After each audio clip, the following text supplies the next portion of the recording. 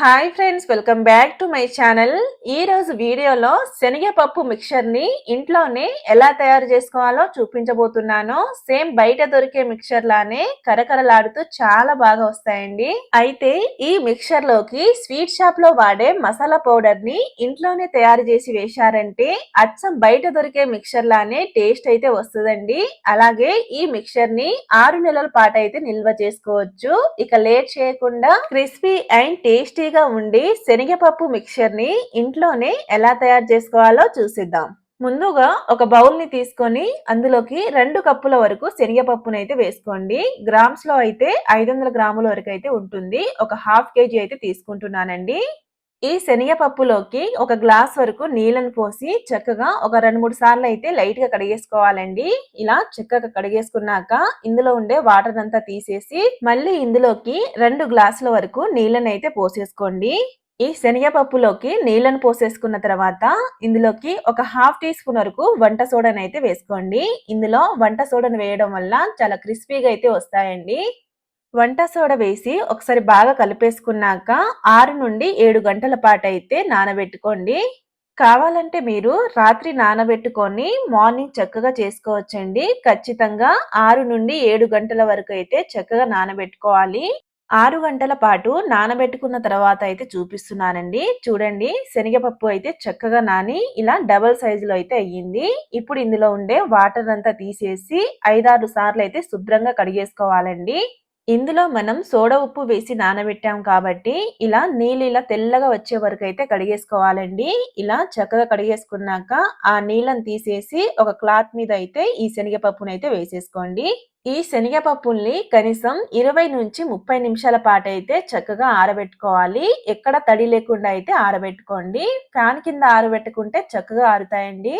శనగపప్పు చక్కగా ఆరేలోపు ఇందులోకి కావలసిన మసాలా పౌడర్ని అయితే తయారు చేసేసుకుందాం.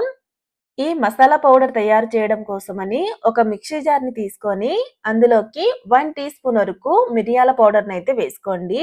తర్వాత ఇందులోకి చాట్ మసాలాను అయితే వేసుకుంటున్నానండి. చాట్ మసాలాని కూడా ఒక 1 టీ స్పూన్ వరకు అయితే వేసుకోండి.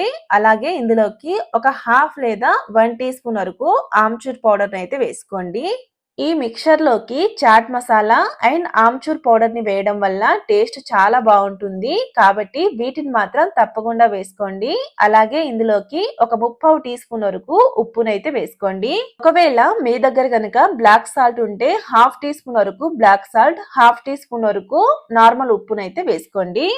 అలాగే ఇందులోకి ఒక పావు టీ స్పూన్ వరకు పసుపు అండ్ 1 టీ స్పూన్ వరకు కారాన్ని వేసి చక్కగా మెత్తగా అయితే గ్రైండ్ చేసుకోవాలండి. అంతా కలిసేలా ఒక 30 సెకండ్స్ పాటు అయితే చక్కగా గ్రైండ్ చేసుకోండి. చూడండి, చక్కగా ఒక 30 సెకండ్స్ పాటు గ్రైండ్ చేసుకున్నాకైతే చూపిస్తున్నానండి. పౌడర్ అయితే రెడీ అయింది. ఇప్పుడు మనం ఈ పౌడర్ ని పక్కన పెట్టేసి మనం ఆరబెట్టుకున్న పప్పునైతే చూద్దాం. చూడండి, శనగపప్పు అయితే ఇలా చక్కగా ఆరి ఎక్కడ తడి లేకుండా అయితే ఉండాలండి. ఇప్పుడు మనం ఈ శనగపప్పులను అయితే ఫ్రై చేసేసుకుందాం. పప్పులు ఫ్రై చేయడం కోసమని డీప్ ఫ్రైకి సరిపడా ఆయిల్ ని వేసి వేడి చేసుకోండి. ఆయిల్ బాగా వేడయ్యాక ఇందులోకి కొద్దిగా శనగపప్పులు వేసి ఫ్రై చేసుకోండి. ఆయిల్ మాత్రం ఖచ్చితంగా బాగా వేడిగా ఉండాలండి.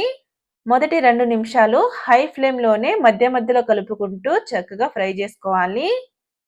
తర్వాత మంటను మీడియం ఫ్లేమ్ కి చేసి చక్కగా ఫ్రై చేసుకోండి.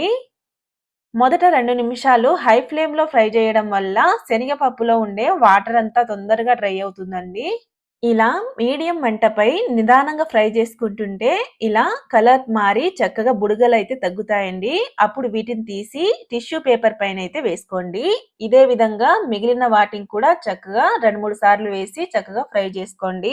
ఇలా శనగపప్పుల్ని చక్కగా ఫ్రై చేసుకున్న తర్వాత ఇందులోకి ఒక 3/4 కప్పు వరకు పల్లీలను వేసి ఫ్రై చేసుకోండి. శనగపప్పు పల్లీలను ఖచ్చితంగా తక్కువ మంట పైనే ఫ్రై చేసుకోవాలి. ఒకవేళ హై ఫ్లేమ్ లో ఫ్రై చేసుకుంటే తొందరగా రంగు మారి లోపల పచ్చిగా ఉంటాయండి. ఎక్కువ రోజు నిల్వ ఉండాలంటే ఖచ్చితంగా మీడియం మంటపై నెమ్మదిగా ఫ్రై చేసుకోండి.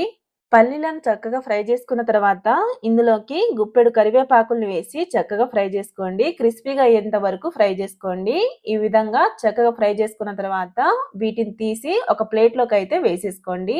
చూడండి, ఇలా అన్ని శనగపప్పులనైతే ఇలా క్రిస్పీగా అయితే ఫ్రై చేసుకోవాలి. ఫ్రై చేసిన వెంటనే టిష్యూ పేపర్ పైన వేసుకుంటే చక్కగా ఎక్స్ట్రా ఆయిల్ ఏమైనా ఉంటే పీల్చుకుంటుంది.